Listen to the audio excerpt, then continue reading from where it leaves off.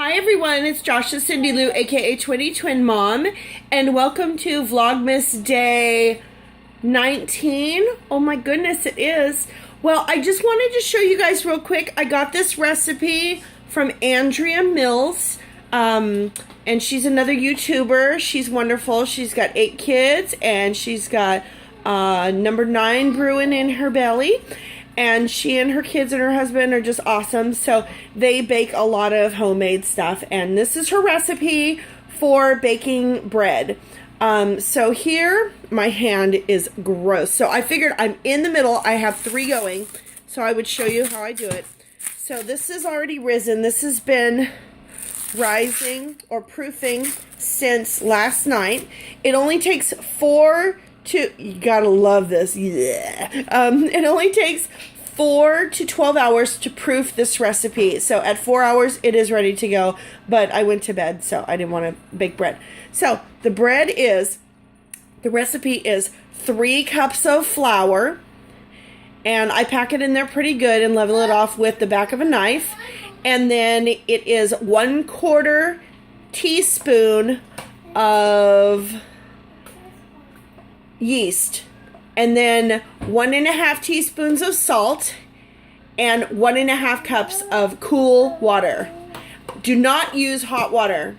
I decided I was going to test drive that and see what happened. It turned to muck and it wouldn't rise and it wouldn't bake, and so yeah, now we know. Now I know, because I'm not much of a baker, so I don't know. So this is, and what you do is you use like the back of a spoon and you just swirl it around and you put all your stuff in the bowl. Mix it up until everything kind of comes off the side, and then you leave it. You ball it up, you leave it, you wrap it in cellophane, and you set it off to the side. I leave it out overnight. I don't put it in the refrigerator. So 4 to 12 hours, so you could actually do it at lunch and have it ready for dinner time. And then over here, after you're done, you take it out, you warm up the oven to 475, and this is Dutch oven bread. So you warm it up to 475, and then you take the Dutch oven and you throw it in there to warm up with the oven. And you leave the lid out because you'll need, excuse me, you'll need the lid to be cool. So after it's done, after you're ready for that, you take this. Sorry, a little distracted by Maxwell. So right here, you take it out and you flour it.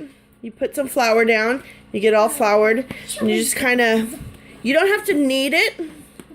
You just kind of flour it up and get it all nice and floured, and then you put it back in the bowl. Boom.